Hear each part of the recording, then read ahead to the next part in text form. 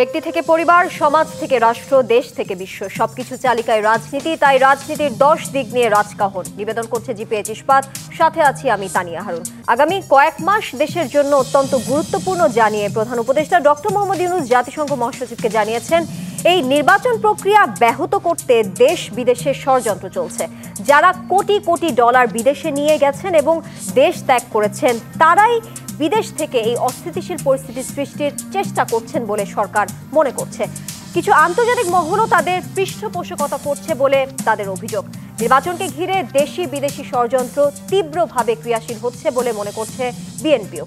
এমন প্রেক্ষাপটে আসন্ন নির্বাচনে পরাজিত ফ্যাসিস্টদের শক্তি মোকাবেলা করা বড় চ্যালেঞ্জ মনে করছে আইন শৃঙ্খলা বাহিনী। নির্বাচন নিয়ে এমন শঙ্কার মধ্যে জাতিসংঘ অধিবেশনের ফাঁকে জিটিওকে দেওয়া এক সাক্ষাৎকারে প্রধান উপদেষ্টা বলেছেন, তারা আওয়ামী লীগের কার্যক্রম স্থগিত করলেও যে কোনো সময় দলটির কার্যক্রম সচল করা হতে পারে। ত্রয়োদশ নির্বাচনের আগে কি সেই সম্ভাবনা আছে?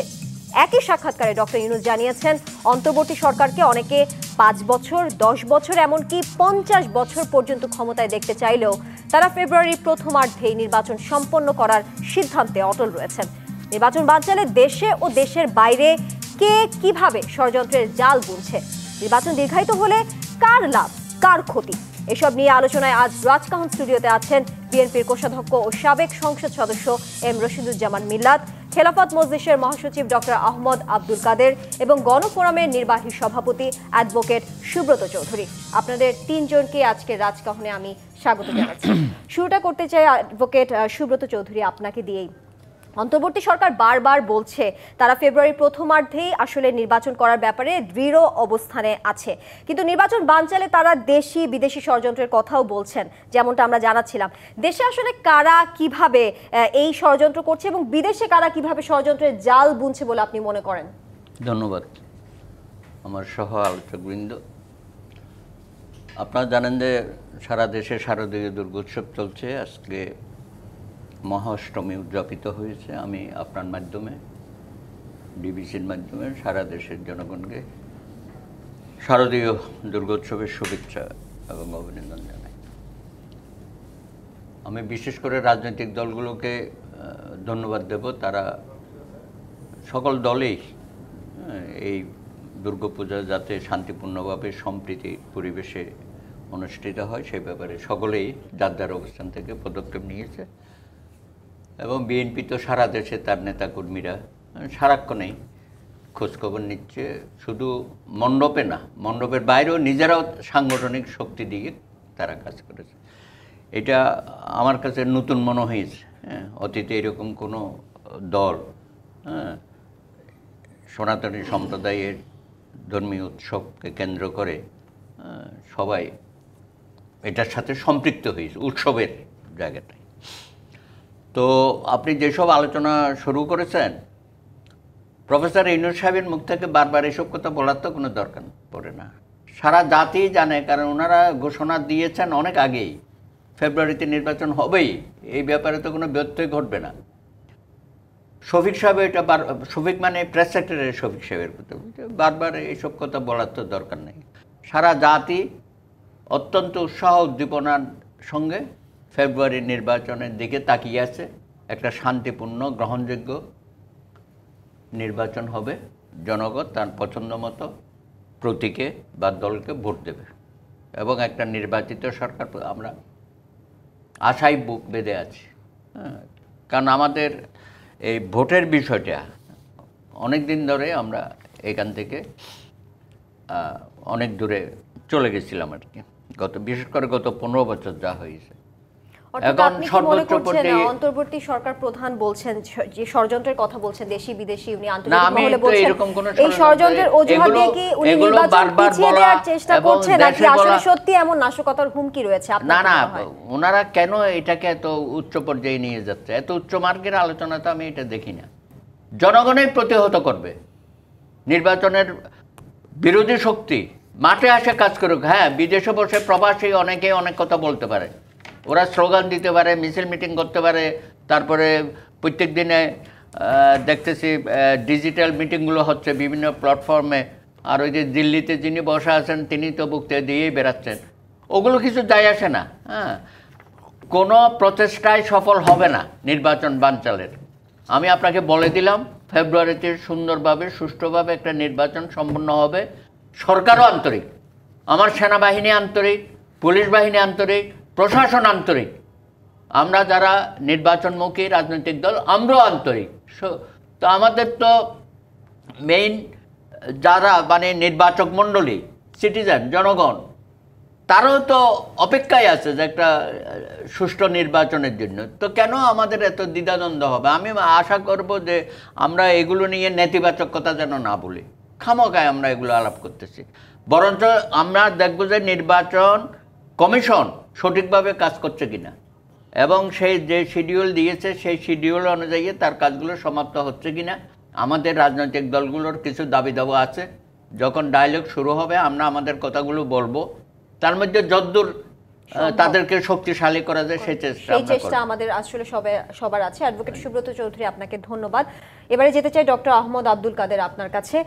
নির্বাচন নিয়ে ষড়যন্ত্রের কথা এখন বেশ প্রচলিত একটি বিষয়। এতদিন বিএনপি বলে এলো, এবার জাতিসংঘের অধিবেশনে যে ডক্টর ইউনুস জাতিসংঘের মহাসচিবকে ষড়যন্ত্রের কথা বলেছেন, অর্থাৎ আন্তর্জাতিক মহলও যে এর সঙ্গে জড়িত তিনি এই অভিযোগও করেছেন। তার মানে কি ষড়যন্ত্র যে অনেক দূর এগিয়েছে এটা কি দৃশ্যমান? আপনার কাছে জানতে চাই। এবং সরকার ও বিএনপির দৃষ্টিতে এই ষড়যন্ত্র ধরা পড়েছে, সেটা কি আপনাদের চোখেও এরকম কোনো ষড়যন্ত্র ধরা পড়ছে কিনা আপনি জানাবেন। ধন্যবাদ। বিসমিল্লাহির রহমানির রহিম। ষড়যন্ত্র চক্রান্ত, এটা তো আমাদের দেশের একটা পরিভাষা, সবাই বলে, সবসময় বলে থাকে, এটা বলাই একটা নেচার হয়ে পড়ে সবার আমাদের। নির্বাচন আমি মনে করি ফেব্রুয়ারি মাসে হবে ইনশাআল্লাহ, আমরা আশা করছি। ওর কীভাবে হবে এটা প্রশ্ন হচ্ছে, এটা সুষ্ঠু হবে কিনা, অবাধ হবে কিনা, এখানে আবার কেন্দ্রগুলো হবে কিনা, এটাও দেখার বিষয়। এটা তো আইন শৃঙ্খলার প্রশ্ন, কিন্তু বানচালের চেষ্টা করা হচ্ছে, এই ধরনের আভাস আমি মনে করি আছে বলে মনে করি না। কেন তো বলছেন এত কলায় যুগ বলছে, আমার কাছে পরিষ্কার না, এটা বলা যাবে প্রয়োজন দেখা দিল কী করে। আর বিএনপি সব এটা এখন বলছেন মনে করি না, তারা বলছে এই সময় হবে কি না এই নিয়ে তারা আশঙ্কা করছে, কিন্তু তারা ষড়যন্ত্র তারা তো বলছে বলে মনে হয় না। এখন যদি বলে থাকে সেখানে, আমি তো নিউ ইয়র্কে বলে তাহলে তো আলাদা কথা না। বলেছে বিএনপির স্থায়ী কমিটির সদস্য সালাউদ্দিন আহমেদ স্পষ্ট বলেছেন সংসদ নির্বাচিত বিলম্বে করতে কোনো কোনো মহল থেকে প্রচেষ্টা চালু হচ্ছে এবং ষড়যন্ত্রের গন্ধ উনি পাচ্ছেন, এটা উনি স্পষ্টভাবে উল্লেখ করেছেন। ঠিক আছে, উনি গন্ধ পেলে উনি এটা পরিষ্কার করবেন, এটা ওনার দায়িত্বে মনে করি। আমি কোনো গন্ধ পাচ্ছি না। এখন সব কিছুকে ষড়যন্ত্র মনে করা ঠিক না, কিন্তু আমি একটা দাবি করছি যে নির্বাচন ভালো করতে হবে, আমি আন্দোলন করতে পারি, কিন্তু এটাকে বানচালের চেষ্টা হচ্ছে, এই ধরনের কথা বলা হচ্ছে, হয়তো একটা আরোপ করা ব্যাপার, এবং ষড়যন্ত্র ধারণা হচ্ছে আরোপ করা আরোপিত। এটা সত্য কথা যে ফেসিবাদ শক্তি নানাভাবে চেষ্টা করছে একটা আইনশৃঙ্খলা বেশি নষ্ট করার জন্য, নির্বাচনের এসাস নষ্ট করার জন্য না, আইনশৃঙ্খলা বেশি নষ্ট করার জন্য, যাতে করে আমাদের বর্তমান সরকারের এবং জাতিগত ব্যর্থতা স্পষ্ট হয়ে ওঠে। এই চেষ্টা তারা করছে আমি মনে করি। এর সঙ্গে হয়তো আমাদের কোনো কোনো শক্তিও ইন্ধন যোগাতে পারে, আইনশৃঙ্খলা প্রচেষ্টা করা, দেশের কেওস তৈরি করা। এই কেওস তৈরি আউটকাম যদি নির্বাচন বানচাল হয় তো এটা আলাদা কথা, কিন্তু নির্বাচনকে সময়টা টার্গেটকে তারা চেষ্টা করছে যাতে করে এখানে একটা কেওস তৈরি হয়ে যায়, যাতে করে গোলমাল তৈরি হয়, এবং যাতে করে নির্বাচনটা ঠিক মতো না হতে পারে। এই চেষ্টা হতে পারে, এটা অসম্ভব ব্যাপার না। আপনাকে ধন্যবাদ ডক্টর আহমদ আব্দুল কাদের। এবারে যেতে চাই এম রশিদুজ্জামান মিল্লাত আপনার কাছে। যেমনটা ডক্টর আহমদ আব্দুল কাদের বলছিলেন, ওনাকে আমি বলছিলাম যে বিএনপির স্থায়ী কমিটির সদস্য সালাউদ্দিন আহমেদ বলেছেন কোন কোন মহল থেকে আসলে প্রচেষ্টা চালু আছে, এবং তিনি আরও বলেন একটি গোষ্ঠী, একটি রাজনৈতিক দল ধর্মের ভিত্তিতে জাতিকে বিভক্ত করতে চায়, অনৈক্য সৃষ্টি করতে চায়। ওই গোষ্ঠীটি বিভিন্ন রকমের ইস্যু সৃষ্টি করে এদেশের সুষ্ঠু এবং অংশগ্রহণমূলক নির্বাচনকে বাধাগ্রস্ত করতে চায়। আপনি সুনির্দিষ্ট করে কি বলতে পারবেন যে এই যে দেশে এবং দেশের বাইরে বারবার বলা হচ্ছে ষড়যন্ত্র করছে, একটি মহল চেষ্টা করছে, কাদেরকে নিয়ে আসলে কথা বলা হচ্ছে, কিভাবে ষড়যন্ত্রটা তারা করবে, কারাই বা এতে কাদের লাভবান হবেন, কারা, আপনার কি মনে হয়? ধন্যবাদ আপনাকে, ধন্যবাদ আমার সহযোগীকে। দাদা তো একটু ভালো করে বললেন। আসলে বিএনপি যেটা মনে করে আর কি, যে কথাটা আপনি বললেন আর কি, দেখেন এই যে একটা মহলকে যে চিহ্নিত করা হচ্ছে, সেই মহলটা কারা? আমাদের সঙ্গেই ছিলেন যারা আর কি, জামাত দেখেন ইতিমধ্যেই আপনার 9 দিনের কর্মসূচি এটা ঘোষণা করেছে। কি নিয়ে সেটা? যে জুলাই জাতীয় সনদের ভিত্তিতে আগামী ফেব্রুয়ারিতে নির্বাচন আয়োজন করতে হবে, মানে একটা দিল। জুলাইয়ের সনদ কিন্তু অলরেডি সাইন করার জন্য বিএনপিও রাজি আছে, এবং সেগুলির রেটিফাই করতে হবে পার্লামেন্টে। তারা জানেন সেটা, কিন্তু তারপরেও এই কথাটি নিয়ে তারা মাঠে নামছে। এটা একটা বিষয়। 2 নাম্বার হলো আগামী জাতীয় সংসদ নির্বাচনে উভয় কক্ষে পিআর পদ্ধতি চালু করা। পিআরটা কি তারা কিন্তু খুব ভালোভাবে বলতেও পারে না পিআর কি, এবং 2-1 নেতা যারা বলেন আর কি, তারা কিন্তু ভালো করে বুঝেন যে আমাদের এই দেশে পিআর মোটেই প্রযোজ্য নয়। কারণ পিআর পদ্ধতিতে আপনার মার্কা থাকবে, মার্কাতে মানুষ ভোট দিবে, কাকে ভোট দিল, কে তার এমপি হলো, কিছুই বুঝতে পারবে না। এদেশের মানুষ অভ্যস্ত হলো আপনার প্রার্থীকে দেখে কোন প্রার্থী তার এলাকার জন্য কি কাজ করবে, এবং তার সততা কতটুকু, তার দক্ষতা কতটুকু, সে কিভাবে দেশের এলাকার গরিবের এবং কৃষক শ্রমিকের উন্নয়ন করতে পারবে, রাস্তাঘাটের উন্নয়ন করতে পারবে, সেগুলি বিবেচনায় এনে কিন্তু তারা নির্বাচনে ভোট দেয়। এম রশিদুজ্জামান মিলাদ, আপনার এই কথার পরিপ্রেক্ষিতে আমি আরেকটা কথা যুক্ত করতে চাই। যেহেতু পিআর পদ্ধতি নিয়ে এই প্রসঙ্গ আপনি এনেছেন, আপনাদের দলের স্থায়ী কমিটির সদস্য অবসরপ্রাপ্ত মেজর হাফিজউদ্দিন একটি কথা বলেছেন, যদি পিআর পদ্ধতিতে নির্বাচন হতে পারে না, এদেশের জনগণ এটা সম্পর্কে অবগত না, যেমনটা আপনি বলছিলেন। যারা পিআর নিয়ে আন্দোলন করেছেন তাদেরকে বলবো, আপনারা জনগণের কাছে যান, আপনাদের ইশতেহারে বলেন, এবং সংখ্যাগরিষ্ঠতা যদি পায় তাহলে হয়তো আপনারা মেনে নেবেন। তো আমার কথা হচ্ছে, তাদের এই কর্মসূচির মাধ্যমে তারা কি জনগণের কাছে পৌঁছাতে পারবে, এবং জনগণ কতটা সমর্থন দেবে এই পিআর পদ্ধতি আপনার মনে হয়? আমার মনে হয় জনগণ সমর্থন দিবে না, কিন্তু তারপরেও তার চেষ্টা করতে হবে, ইশতেহারে থাকতে পারে, তাদের ইশতেহারে থাকতে পারে। আমি যে কথা বলতেছিলাম, যে আপনি যে কথা বলছিলেন যে কেন ষড়যন্ত্রের গন্ধ পাচ্ছেন আপনি আর কি, ষড়যন্ত্রগুলি এগুলি আর কি, দেশের মধ্যে আপনার অবাধ, সুষ্ঠু, গ্রহণযোগ্য নির্বাচনের লক্ষ্যে ওনারা বলছেন যে লেভেল প্লেইং ফিল্ড হতে হবে। তো সেই লেভেল ফিল্ড তো আছেই। এখন তো আর আমাদের আওয়ামী লীগ নাই, যে যারা বিগত দিনে আপনার মানে গুম, খুন, হত্যা, ডাকাতি, রাহাজানি, ব্যাংক ডাকাতি ইত্যাদি করেছে, তারা তো নাই। তো তারা জোর করে ভোট নিছে, দিনের ভোট রাতে গ্রহণ করেছে, মানুষকে ভোট দিতে দেয় নাই, 17 বছর ধরে মানুষ ভোট দিতে পারে নাই। সেই লেভেল প্লেইং ফিল্ড ছিল না বলেই তো এই কাজগুলি করতে সমর্থ হয়েছে তারা। এবং এখন যে লেভেল প্লেইং ফিল্ড নাই, অন্তর্বর্তীকালীন সরকার সবার সরকার, এখানে তো কোনো দলীয় সরকার না, কাজে এসে ধরেই নেওয়া যায় যে লেভেল প্লেইং ফিল্ড রয়েছে এবং সেখানে নির্বাচন করা সম্ভব। এবং তারপরেও আপনার যেখানে সেনাবাহিনী, পুলিশ, আনসার, আপনার সহ প্রশাসনিক কর্মকর্তারা থাকবে, এবং সেখানে আপনার রীতিমতোভাবে ঘোষণা দেওয়া হয়েছে সুষ্ঠু নির্বাচন করার জন্য অন্তর্বর্তীকালীন সরকার যা যা করার প্রয়োজন তা করবে। এবং আমাদের সন্দেহের জায়গাটা হলো জামাতের দিকে, যে এই যে 9 দিনব্যাপী কর্মসূচিটা দিল, এই কর্মসূচির মধ্যে কি কি রয়েছে, আপনার ফ্যাসিস্ট সরকারের সব জুলুম, নির্যাতন, গণহত্যা, দুর্নীতির বিচার দৃশ্যমান করতে হবে। তো আমরা তো চাই দৃশ্যমান করতে হবে। তো এটার মধ্যে তো এটা নিয়ে তো আপনার একটা আন্দোলন করার কোনো দরকার নাই। তারপরে স্বৈরাচারের দোসর জাতীয় পার্টি যারা আছে তারা নির্বাচন করতে পারবে না। তো এখন আপনার নির্বাচনে আওয়ামী লীগ কেন পতন হয়েছে? এককভাবে নির্বাচন করেছে, এমনকি জানুয়ারিতে যে নির্বাচনটি করলো সেটা এককভাবে তাদেরই প্রার্থী, আমি ডামি, মানে আমারই দলের থেকে স্বতন্ত্র, আমার দলের থেকে অন্য মার্কায়, আমার দলের থেকে নৌকা মার্কা, মানে আমিই শুধু আর কি। এই যে আমি ডামি নির্বাচন করার প্রেক্ষিতে কিন্তু তাদের পতনটা হলো না, বা সারা দেশের মানুষের সমর্থন সেখানে ছিল না। অর্থাৎ আপনি কি বলতে যাচ্ছেন অন্তর্বর্তী সরকার প্রধান ডক্টর মোহাম্মদ ইউনূস এই দেশি বিদেশি ষড়যন্ত্রের মধ্যে আসলে কি জামায়াতে ইসলামের ষড়যন্ত্রকে বুঝাচ্ছেন? আপনার মন্তব্য কি সেটা বলছে? এটা হলো আমার কাছে মনে হয়, আপনার কাছে মনে হচ্ছে জামায়াতে ইসলামী ষড়যন্ত্রের কথা বলছে এটা, আর এই যে 14 দলকে আপনার বন্ধ করার জন্য। আর বিদেশি যেটা আর কথা বলেছে, বিদেশির ষড়যন্ত্র যেটা আছে, আপনার পার্শ্ববর্তী দেশ তো আপনি জানেনই আর কি, যে শেখ হাসিনাকে পনেরা রাখছেন, পালছেন, খাওয়াচ্ছেন, এবং সেখান থেকে তাদের নেতা কর্মী যারা পলায়ন করেছে, দুর্নীতিবাদ যারা দেশকে লুটে পুটে শেষ করে দিয়েছে, অর্থনৈতিক অবস্থা নাই, ভঙ্গুর, এবং আমাদের দেশটা ফুকলা করে দিয়েছে, তাদেরকে ওইখানে আশ্রয় দিয়ে তাদের প্রশ্রয়ে এখানে কিছু কিছু ইন্ধন যোগাচ্ছে। যে সমস্ত নেতাকর্মীরা আসলে এখানে তাদেরকে ফেলে রেখে চলে গেছে, তাদেরকে দিয়ে আবার উস্কানি দিয়ে এই নির্বাচনটাকে কীভাবে ভণ্ডুল করা যায় বা জামাতের এই অংশ এই জায়গায় আর বাইরে থেকে তাদের অংশ, এই দুটো অংশ মিলেই আমাদের অর্থাৎ জামায়াত এবং ভারতের যে সংশ্লিষ্টতা সেই কথা বলছেন আপনি, দেশি বিদেশি এবং আন্তর্জাতিক মিত্রদেরকে নিয়ে যে বলেছেন, এটাকেই মিন করানো হয়েছে অ্যাকচুয়ালি। এবং আমি মনে করি যে এগুলি কোনো কিছুই এই দেশবাসীর কাছে টিকবে না। দেশে এবং দেশের বাইরের ষড়যন্ত্র নিয়ে আমরা আবারও আলোচনায় ফিরব। এম রশিদুজ্জামান মিলাত, আমরা একটি বিরতি নিয়ে ফিরছি।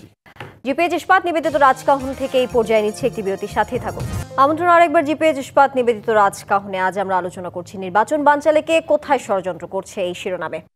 আবারও যেতে চাই এম রশিদুজ্জামান মিল্লাত আপনার কাছে। আপনি বিরতির আগে যেমনটা বলছিলেন, স্পষ্টভাবে আপনি বলেছেন যে ডক্টর মোহাম্মদ ইউনূস, প্রধান উপদেষ্টা ডক্টর মোহাম্মদ ইউনূস দেশি বিদেশি যে ষড়যন্ত্রের কথা বলছেন, বিদেশি তো বলেছেন ভারতের কথা, আওয়ামী ফ্যাসিস্টদের কথা, তাদের ইন্ধনের কথা, সেই কথা কিছুদিন আগে আপনাদের নেতা রুহুল কবির রিজভিও বলেছেন। তো এই যে অস্থিরতার কথা বলছেন, দেশের ষড়যন্ত্র, বিদেশের ষড়যন্ত্র, এবং জাতিসংঘ সাধারণ পরিষদের অধিবেশনের এক ফাঁকে প্রধান উপদেষ্টা সাক্ষাৎকারে কিন্তু একদম সাফ বলেছেন তারা আওয়ামী লীগকে নিষিদ্ধ করেনি, এমনকি তাদের রেজিস্ট্রেশনও স্থগিত করেনি, শুধুমাত্র তাদের কার্যক্রম স্থগিত করা হয়েছে। যে কোনো সময় আওয়ামী লীগের কার্যক্রম সচল করা হতে পারে। এই যে বললো যে কোনো সময়, অর্থাৎ আওয়ামী লীগের কার্যক্রম সচল হওয়ার সম্ভাবনাকে নির্বাচন ঘিরে আপনি কিভাবে দেখছেন? এবং সেই সাথে আপনি বলবেন এই যে প্রতিনিয়ত অস্থিরতার ঘটনা ঘটছে, জনগণের আসলে কিভাবে জনগণকে এই বিষয়ে প্রভাবিত করবে আপনি বলেন। জনগণ তো এক বছরের বেশি হয়ে গেছে এই অন্তর্বর্তীকালীন সরকারের মধ্যে অনেক অস্থিরতা দেখে অভ্যস্ত হয়ে গেছে। কিছুদিন আগে এনসিপির অস্থিরতায় মানুষ টিকতে পারে নাই, মানে আপনার পোস্টিং বাণিজ্য থেকে আরম্ভ করে সবখানে মোভ সৃষ্টি করা, মুভ ফর জাস্টিস অথবা প্রেশার গ্রুপ বলে নাম করে যা ইচ্ছা তাই চলছিল আর কি। এখন কিন্তু স্তীমিত হয়েছে, কারণ একটা সময় থাকে আর কি। হ্যাঁ, কতক্ষণ আপনি যাবেন, আপনার মানুষকে তো অ্যাকসেপ্ট করতে হবে। এখন দেখেন এনসিপির অবস্থা দেখেন, একটা জরিপে দেখলাম আমি 4% মানুষ এনসিপিকে চায়। তো একটা দেশের 18 কোটি মানুষের দেশে, যেখানে 12.5 কোটি 13 কোটি ভোটার, সেখানে 4% পাওয়া এটা লজ্জাস্কর ব্যাপার। আমরা চাচ্ছিলাম যে এই এনসিপির কিছু ছেলেরা যারা গণ অভ্যুত্থানের সঙ্গে জড়িত এবং লিডিংয়েও ছিল তাদেরকে কিন্তু আমরা দোয়া করছিলাম যে এরকম একটা দল গড়ে উঠুক যাতে করে ফেসিবাদের আর জন্ম না হয়। কিন্তু তা না হয়ে এই ফেসিবাদী কায়দায় তারা চলতে গিয়ে তারা কিন্তু আস্তে আস্তে স্থিমিত হয়ে আসছে, জনগণ তাদেরকে অ্যাকসেপ্ট করছে না। ঠিক সেইভাবেই এখন যেখানে আমাদের মিত্র ছিল জামায়াতে ইসলাম আমাদের পৃষ্ঠপোষকতায় সবসময় ছিল, এবং এমনকি আমরা 8-এর ইলেকশনে গিয়েছি জামাতের ইন্ধনে আমি বলতে পারি আর কি। জামাতের কারণে আমরা 14 সনে ইলেকশনে যাইনি, এটা আমাদের ভুল হয়েছে। আমরা 18তেও দেখলাম আমরা একসঙ্গেই ছিলাম, সবসময় একসঙ্গে আন্দোলনও করেছি এবং আমাদের আন্দোলনটা ভালোই ছিল।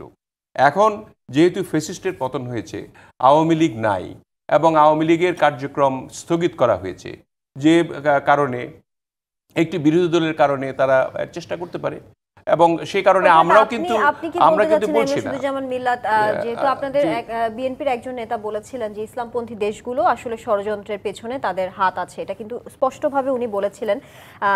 আপনার কি মনে হয় এই ভারতের সাথে কি জামায়াত ইসলামী বা ইসলামপন্থী যে দলগুলো আছে তাদের কোনো ইন্ধন রয়েছে কিনা? কারণ দেশি বিদেশি ষড়যন্ত্র বারবার এই প্রসঙ্গটা আসছে কেন তাহলে? হ্যাঁ, এটা দেখে মাঝে মাঝে মনে হয় আর কি। সেদিন তাহের সাহেব আবার এখন আমেরিকায় আছে, একটা সাক্ষাৎকারে বলতেছিল আর কি যে আমি ইন্ডিয়ার বিরুদ্ধে খুব ভালো করে বললাম, কি ভালো হয়েছে না, ঠিক করে খুশি হবে তো, এটা বলেছে, মানে এরকম বলেছে। কিন্তু তো এখন তো মানে একটা ইলেকশন রাজনীতিতে নানান রকমের প্রপাগান্ডা থাকে। তবে আমরা বিএনপি মনে করে যে একটা সুষ্ঠু, অবাধ, নিরপেক্ষ একটা নির্বাচন হোক, নির্বাচনের মাধ্যমে যেই আসুক না কেন আমরা দেশটা সকলকে নিয়ে করব। আমাদের নেতা জনাব তারেক রহমান তিনি কিন্তু বলেছেন যে আমাদের যুগপৎ আন্দোলনের সঙ্গে যারা দাদারা ছিলেন, আমাদের সঙ্গে অনেক লোক আছে, কিন্তু আমরা কিন্তু একা সব জায়গায় কিন্তু এক ইলেকশন করব না। আমাদের যুগপৎ আন্দোলনের সঙ্গে যারা যারা ছিলেন তাদেরকে যুক্ত করে আমরা নির্বাচন করব।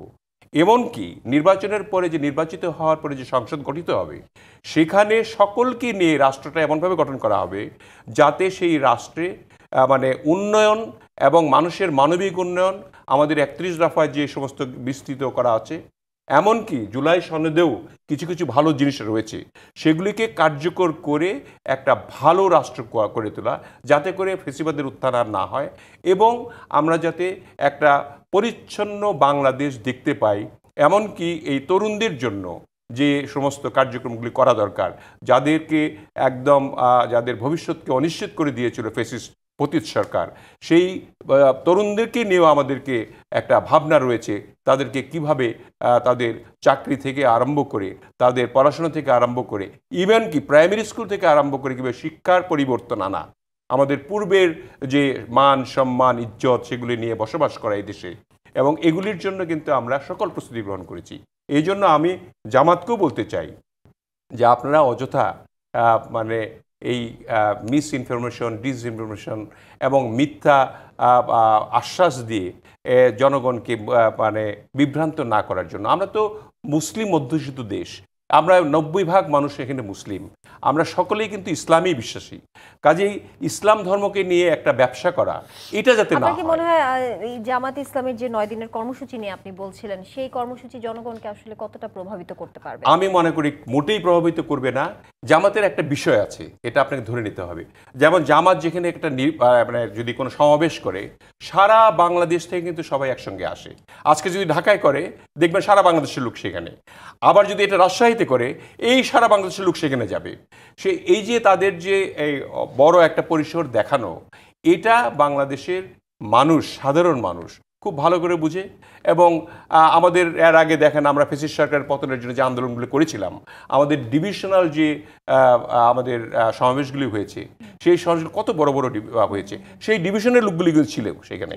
সেগুলি একত্রিত করলে এত বড় একটা দল 17 বছর একসঙ্গে আন্দোলন করেছি আমরা, আমাদের কত নেতা নিহত হয়েছে, গুম হয়েছে, এবং কত মানুষের জীবন বিসর্জন দিয়ে, রক্তর বিসর্জন দিয়ে আমরা এই আবার 24-এ গণঅভ্যুত্থানের মাধ্যমে একটা নতুন বাংলাদেশ পেলাম। সেই নতুন বাংলাদেশকে সহযোগিতা করার জন্য আমি জামাতকে অনুরোধ করব যে এমনভাবে কথা বলেন যেগুলি আমাদেরকে যাতে হার্ট না করে এবং কোনো মানুষকে যাতে হার্ট না করে। আমরা চলুন সবাই একসঙ্গে মিলে আমরা বাংলাদেশটাকে গড়ি। এই প্রসঙ্গ নিয়ে ডক্টর আহমদ আব্দুল কাদের আপনার কাছে যেতে চাই। এমরান রশিদুজ্জামান মিলাত, আপনাকে ধন্যবাদ আপনার মতামতের জন্য। ডক্টর আহমদ আব্দুল কাদের, আপনার কাছে আমার প্রশ্ন আসলে পিআর পদ্ধতি সহ 5 দফা দাবিতে জামায়াত আজ 9 দিনের কর্মসূচি ঘোষণা করেছেন, সাথে ইসলামী আন্দোলন সহ আপনারাও কর্মসূচি ঘোষণা করেছেন। নির্বাচনের কয়েক মাস আগে বিএনপি নেতারা এমনটা বলছেন যে এই সব কর্মসূচি নির্বাচন বানচাল কিংবা নির্বাচন দীর্ঘায়িত করার প্রয়াস মনে করছে। এই নিয়ে আপনার ব্যাখ্যা আমি জানতে চাই। সেই সাথে জানতে চাই, এম রশিদুজ্জামান মিলাত একদম স্পষ্ট বলেছে যে ইসলামপন্থী জামায়াত আসলে এইসব ষড়যন্ত্র নিয়ে যে বারবার বলা হচ্ছে, দেশি বিদেশি জামায়াতের এখানে সংশ্লিষ্টতা আছে, এই বিষয়ে আপনার মন্তব্য আমি জানতে চাই। ধন্যবাদ। মিলাত সাহেব তো অনেক কথাই বলেছেন, নাম ধরে বলেছেন। এটা উনি বলতেই পারেন, ওনার এটা রুচিরও ব্যাপার কিছু আছে। আমি মনে করি ষড়যন্ত্র খোঁজার কোনো প্রয়োজন নাই, আমরা কী করছি জানা দরকার। এই 5 দফা বলেন, আমরা 6 দফা ঘোষণা করছি, ওরা 5 দফা, জামাত 5 দফা, আমরা 6 দফা করেছি। আমাদের দফা প্রথমটাই হচ্ছে জুলাই সনদকে বাস্তবায়নের পদক্ষেপ গ্রহণ করা, এই গভর্নমেন্টের আমলেই, এবং তার ভিত্তিতে নির্বাচন করার ব্যবস্থা করা, এটাই আমাদের মূল দাবি। এর সঙ্গে আছে নির্বাচন লেভেল ফিল্ড ব্যবস্থা করা, আইন শৃঙ্খলা পরিস্থিতি উন্নত করা, এগুলো আছে। আপনারা কি পিআর পদ্ধতির পক্ষে না বিপক্ষে? আমরা উচ্চকে পিআর পদ্ধতির পক্ষে, আমরা দল হিসেবে আমরা উচ্চকে পিআর পদ্ধতি, এটা তো আমরা আগে বলেছি, অনেক দল উচ্চকে, আমরা নিম্নকক্ষে চাচ্ছেন না, আমরা নিম্নকক্ষে চাই নাই না, কিন্তু ওনাদের আন্দোলনটা কিন্তু নিম্নকক্ষ এবং উচ্চ, এটা ওনাদের। শুনুন, একটা কথা বুঝতে আপনাদেরকে, আমরা, হ্যাঁ আমি কথা বলি, আমরা কয়েকটা দল আছে মিলে তো কাজটা শুরু করেছি। এর মধ্যে জামাত ও ইসলামী আন্দোলন চাচ্ছে নিম্নকক্ষে উচ্চকক্ষে পিআর পদ্ধতি, আমরা এবং মামুনুল হকের বাংলা খেলার মজলিস আমরা চাচ্ছি উচ্চকক্ষে পিআর পদ্ধতি। কাজে পিআর পদ্ধতি ইস্যুটা কিন্তু মাইনর ইস্যু, এটা মূল ইস্যু ধরার স্কোপ নাই, যেহেতু আমাদের মধ্যে মত পার্থক্য আছে, ব্যাখ্যা আমাদের ভিন্ন ভিন্ন আছে। এই জন্য পিআর পদ্ধতি মূল ইস্যু না, ইস্যু হচ্ছে জুলাই সনদকে আইনি ভিত্তি প্রদান করা, এটার মূল ব্যাপার। এই জন্য ওনারা বলছেন যে আগামী সংসদে এটা হবে, আমরা এটা মনে করি না। আমরা মনে করি এই গভর্নমেন্টের 3টে ম্যান্ডেট ছিল, এই গভর্নমেন্টের একটা হচ্ছে বিচারের ব্যবস্থা করা, আরেকটা হচ্ছে সংস্কার কার্যক্রম সম্পাদন করা, আরেকটা হচ্ছে নির্বাচন করা। নির্বাচন হচ্ছে তার তিনটার শেষ অবজেক্ট নির্বাচন। দুইটা কাজ ওনারা একটা শুরু করেছেন বিচারের ব্যাপারটা, এবং আশা করছি যে ডিসেম্বরের মধ্যে ওনারা দাবি করেছেন যে বিচারের মধ্যে দৃশ্যমান রায় হয়ে যেতে পারে। কাজীটা এগিয়ে যাচ্ছে, আমরা আশা করছি আরো এগিয়ে যাবে। ডক্টর আহমদ আব্দুল কাদের, আমার কিন্তু প্রশ্নটা আসলে সংস্কার যে বিষয়টি আসছে, সংস্কার বিচার এই ইস্যুতে আমি আসব, কিন্তু আমার কিন্তু প্রশ্ন একটাই ছিল যে আসলে বারবার কিন্তু ইসলামপন্থী দলগুলোকে, স্পেসিফিক্যালি জামাতকে না, ইসলামপন্থী দলগুলোকে কিন্তু বারবার দোষ দেওয়া হচ্ছে যে তারা এই ষড়যন্ত্রগুলো করছে, কারণ জনগণ অনেক অস্থিরতার সম্মুখীন হচ্ছে, প্রতিনিয়ত হচ্ছে, এটা আপনি নিশ্চয়ই অস্বীকার করবেন না। এই অস্থিরতার পেছনে কিছুক্ষণ আগে এম রশিদুজ্জামান মিল্লাত বললেন এই অস্থিরতার পেছনে উনি জামায়াতকে দেখতে পাচ্ছেন। কিছুদিন আগে এক বিএনপি নেতাই বলছেন ইসলামপন্থী দলগুলো আসলে এর পেছনে দায়ী। তাহলে আপনারা এই বিষয়টিকে কিভাবে ওভারকাম করবেন? আমার প্রশ্ন একটা, জনগণের আস্থা আপনাদের কাছে আসবে একটা কথা কিভাবে? শুনেন, প্রশ্ন হচ্ছে যে বিগত 5 আগস্ট শুরু করে দেশের অস্থিরতা, খালবিল লুট, চাঁদাবাজি, এরা কারা করছে? আপনারা রিপোর্ট দেখেন, সব রিপোর্ট, গভর্নমেন্ট রিপোর্ট এবং পত্রিকা রিপোর্ট দেখেন, এটা কাদের দিয়ে যাচ্ছে? জনগণ এই জন্য আশঙ্কাগ্রস্ত, অস্থিরতার মধ্যে আছে। এখন একটা জুলাই সনদের মাধ্যমে চেষ্টা করা হচ্ছে এগুলোকে নর্মাল করার জন্য।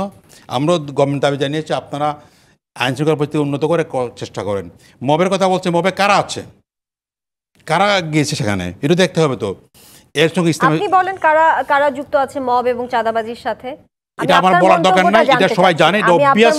আমার কথা হচ্ছে মব বলি, চাঁদাবাজি বলি, আইন শৃঙ্খলা পরিস্থিতি নষ্ট করা বলি, অথবা খালবিল দখল করা বলি, এরা কারা বলছে? পত্রিকা বারবার আসছে, খুনাখুনি বলি, দলের মধ্যে খুনাখুনি বলি, মারা যাচ্ছে। কালকেও বিপুল পত্রিকা আসছে এই নসিন্দা কোথায় মারা গেছে, এগুলো সবাই জানে, পরিষ্কার।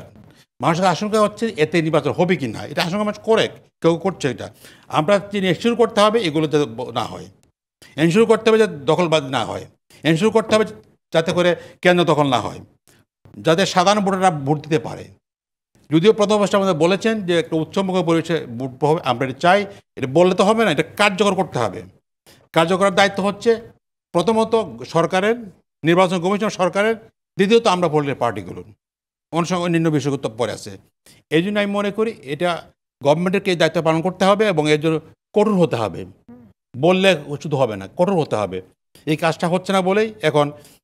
আর আমরা যারা চাচ্ছি জাতীয় সনদকে আইনি ভিত্তি প্রদান করা, অর্থাৎ এম রশিদুজ্জামান মিল্লাত এবং বিএনপির যে নেতারা বলছেন যে ইসলামপন্থী দলগুলোর আসলে এর পেছনে হাত আছে, তো এই বিষয়ে আপনাদের অবস্থান সম্পর্কে আমি জানতে চাই। আপনারা কি কি উদ্যোগ নিচ্ছেন এই ধরনের মন্তব্য যেন জনগণের কাছে না যায়, এই বিষয়ে আপনার কাছে আসবো। তার আগে যেতে চাই অ্যাডভোকেট সুব্রত চৌধুরী আপনার কাছে আমার প্রশ্ন, আজ পুলিশ মহাপরিদর্শক বাহারুল আলম বলেছেন আসন্ন জাতীয় সংসদ নির্বাচনে পরাজিত ফ্যাসিস্টদের শক্তি বড় চ্যালেঞ্জ, তাদের নেতাকর্মী ও সাপোর্টাররাও বড় চ্যালেঞ্জ। বর্তমান প্রেক্ষাপটে এই চ্যালেঞ্জ মোকাবেলা করে পুলিশকে আসন্ন নির্বাচনে অগ্রগণী ভূমিকা পালন করতে পারবে বলে আপনার মনে হয়? না, ওনারা এসব বলেন কেন? ওনারা বসে বসে আঙ্গুল চুষতেন? এটা তো ওনাদের দায়িত্ব।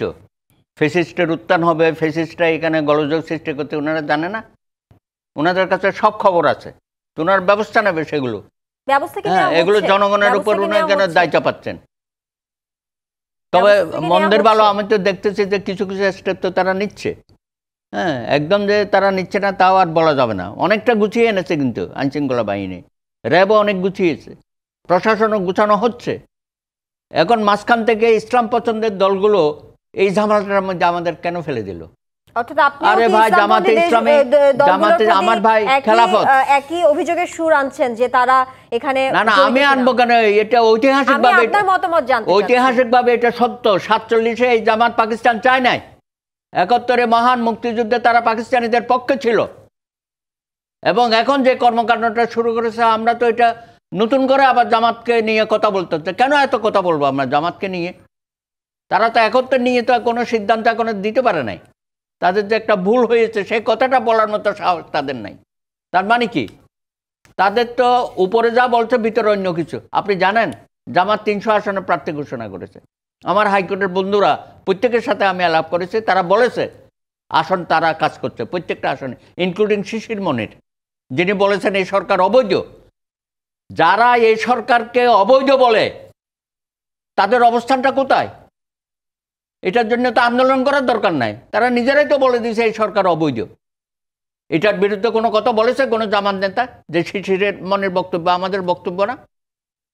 এখন সামনে যে আমরা জুলাই সনদ সম্পর্কে যে সমস্ত প্রস্তাব দিচ্ছি, যে প্রয়োজনে আপনারা 106-এ আরেকটা রেফারেন্স নেন, বলেছি না? আপনারা একটা যেগুলো আমরা ঐক্যমত হয়েছে, যেগুলোতে নোট অফ ডিসেন্ট নাই, আমাদের দ্বিমত নাই, সেগুলো আইনে ঘোষণা করে দেন। আমরা কি আপত্তি করছি? তো কেন আপনারা জল ঘোষণা করছেন? সুতরাং উনি যে দেশে বিদেশে ষড়যন্ত্র তো নিজের দেশের মধ্যেই হচ্ছে এবং দৃশ্যমান ষড়যন্ত্র। অ্যাডভোকেট সুব্রত চৌধুরী, এই দেশের ভিতরের ষড়যন্ত্র বেশি কিনা বাইরের ষড়যন্ত্র বেশি কিনা সেই বিষয়ে আপনার কাছে আবারও আমি আসবো, একটি বিরতি নিয়ে ফিরছি আমি। জিপিএইচ ইস্পাত নিবেদিত রাজকাহন থেকে এই পর্যায়ে নিচ্ছি আরেকটি বিরতির সাথেই থাকুন। আমন্ত্রণ আরও একবার জিপিএইচ ইস্পাত নিবেদিত রাজকাহনে, আমরা সরাসরি চলে যাচ্ছি আলোচনায়। অ্যাডভোকেট সুব্রত চৌধুরী, আবারও আপনার কাছে আসতে চাই। বিরতির আগে আপনি বলছিলেন বারবার কেন দেশি বিদেশি এই ষড়যন্ত্রের কথা বলা হচ্ছে, কেন এটাকে আসলে এত ভালোভাবে ফোকাসে আনা হচ্ছে যাকে বলে। এই আমাদের প্রফেসর ইউনূসের কি হয়েছে? উনি ভাষণের নাম মুখে আনতে চাচ্ছে না। আমরা যে আলোচনাটা করলাম এখানে কি সুর আসলো? এখানে একটু ষড়যন্ত্র হচ্ছে। এই সরকার যদি প্রলম্বিত হয়, দীর্ঘস্থায়ী হইতে, সবচেয়ে বেনিফিটেড হবে জামাত। তারা তো চাইবে। আপনি জানেন কয়দিন আগে মাহফুজ কি বক্তৃতা দিছে? আমি ছিলাম ওই মিটিংয়ে, মানে উপদেষ্টা মাহফুজ সাহেব। বিভিন্ন জায়গায় জামাত বসে গেছে, বিশ্ববিদ্যালয়গুলিতে বসে গেছে, প্রশাসনে বসে গেছে, এবং বহু জায়গায় তারা ধ্যান দরবার করে বসে গেছে। এখনো তারা ডিসি অফিসকে কন্ট্রোল করে, টিওন অফিসকে কন্ট্রোল করে। এগুলো তো ধ্রুব সত্য হয়ে গেছে। সেই জামাত তো চাইবেই এখানে একটা তালগোল পাকিয়ে আরও কিভাবে মজা লুটা যায়। আরে জনগণের ভোটে নির্বাচিত হয়ে আসেন, সেই চ্যালেঞ্জটা গ্রহণ করেন।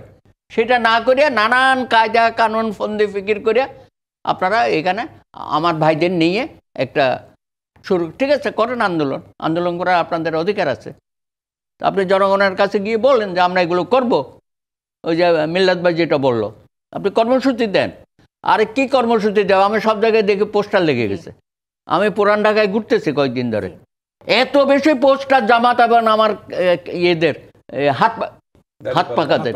আমি বিএনপির পোস্টার ঢেকে দিয়েছে তারা। আমি মফস্বলের কথা জানি না, অন্তত ঢাকা শহরে আমি দেখেছি তারা কি না করতেছে। একদিকে তারা সমস্ত নির্বাচনের প্রস্তুতি নিচ্ছে, আর জনগণের সাথে কি বলবো ভাই, এটা এমন সব কথাবার্তা বলতেছে। আমি বলবো এটা দ্বিচারিতা, রাজনৈতিক দলের দ্বিচারিতা থাকা উচিত না। আর আমার ভাই বললো যে এখানে চাঁদাবাজি হচ্ছে, অমুক হচ্ছে, তমুক হচ্ছে। হ্যাঁ, তো আমি এখানেও বলি, তো গভর্নমেন্টের যে আইনশৃঙ্খলা প্রশাসন আছে তারা কি করতেছে? তারা কেন ব্যবস্থা নেয় না? এরা তো 7,000 নেতাকর্মীকে বহিষ্কার করেছে। একটা দল কত করতে পারে? যদি কোথাও কোনো বিএনপির নেতাকর্মীরা অন্যায় করে সেটার বিরুদ্ধে ব্যবস্থা নেওয়ার দায়িত্ব সরকারের। আসলেই উচিত, তাহলেই আসলে জনগণের কাছে আস্থা ফিরবে। ডক্টর আহমদ আব্দুল কাদের, আপনার কাছে আসতে চাই। যেমনটা আমাদের বাকি দুই অতিথি বলছিলেন, এম রশিদুজ্জামান মিলাত এবং অ্যাডভোকেট সুব্রত চৌধুরী বলছিলেন যে জামায়াত এবং ইসলামীপন্থী দেশগুলোকে নিয়ে, দলগুলোকে নিয়ে তাদের বিরুদ্ধে বিভিন্ন অভিযোগ নিয়ে, এই অভিযোগ ঘিরে আপনার দল কিভাবে কোনো সংশ্লিষ্টতা আছে কিনা বা অভিযোগগুলোকে আপনি সমর্থন করছেন কিনা? সম্পূর্ণ বানোয়াট এবং মন গড়া অভিযোগ। নির্বাচন বাধার সম্পর্ক নাই। আমরা আন্দোলনটা কেন করছি? সুনির্দিষ্ট দাবির ভিত্তিতে করছি। আমরা তাই নির্বাচন সুষ্ঠু, অবাধ হোক, নিরপেক্ষ হোক, এই আমরা চাচ্ছি, নিরাপদ হোক। কাজে এটার মধ্যে যদি এই দাবি করলে যদি মনে করে যে ষড়যন্ত্র হচ্ছে, তাহলে তো দাল মে কিছু কালা হয় বলতে হবে। এই জন্য আমরা মনে করি ওনারা হয়তো যে কোনো কারণে এগুলো ওনারা বলে বেড়াচ্ছে পাবলিককে এই বোঝানোর জন্য। আমরা জনগণের অ্যাড্রেস করছি, জাতীয় সনদ আমরা বাস্তবায়ন চাই, এবং আমরা চাই এটা যাতে ঐক্যমত হওয়ার বিষয় করে যাতে এই গভর্নমেন্টের অধীনে এটা বাস্তবায়ন হয়। আগামী সংসদ রেখে দিতে চাই না আমরা, মানে পরিষ্কার বলেছি আমরা রেখে দিতে চাই। কারণ আগামী সংসদ করবে এটা গ্যারান্টিটা কোথায়? কারণ এই বহুবার তো বহু ওয়াদা আমরা করেছি, পলিটিশিয়ানরা ওয়াদা সব দলে করেছে, ওয়াদা কেউ ওয়াদা রক্ষা করে নেই। এই জন্য আমরা চাচ্ছি এই গভর্নমেন্ট যেহেতু নিরপেক্ষ বলা হচ্ছে, এই গভর্নমেন্ট আন্ডারে এই কাজটা শুরু হয়ে যেতে হবে। এরপরে দেখা যায় বাকি ইলেকশন হোক, আমরা চাচ্ছি ভালো ইলেকশন হোক, শুধু ইলেকশন হোক, আমাদের আমরা আসলে এগুলো সেই চাচ্ছি। প্রত্যাশা ডক্টর আহমদ আব্দুল কাদের যেন এজন্য সুষ্ঠু এই এবং যে অভিযোগগুলো গ্রহণযোগ্য করা নির্বাচন হয় হয় এবং জনগণের আস্থা থাকে এই নির্বাচনে ভোট গ্রহণের উপর, তারা যেন সেই স্বস্তি ফিরে পায়। এম রশিদুজ্জামান মিল্লাত, আপনার কাছে আসতে চাই। যেমনটা আমার বাকি দুই আলোচক বলছিলেন, তাদের স্ব অবস্থানে তাদের বিষয়গুলো তারা পরিষ্কার করছিলেন। আপনি কি কিছু যুক্ত করবেন এই ষড়যন্ত্রের বিষয়ে, দেশি বিদেশি? আমি যুক্ত করতে চাই এটা যে দেখেন, বিএনপি মনে করে ধর্ম যার যার, রাষ্ট্র সবার। সো রাষ্ট্রে সবাই এগুলো সবাই মিলিয়ে রাষ্ট্রটা গড়বে। যেমন ধরেন এখন দুর্গাপূজা চলছে, মানে তাদের ধর্ম তারা করছে, সবাই সবার ধর্ম করবে, কিন্তু রাষ্ট্রটা সবার এক হবে আর কি। এই রাষ্ট্রে যে সকল ইসলামী দল যে একসঙ্গে হয়ে এটা ষড়যন্ত্র করছে তাও আমি বলবো না।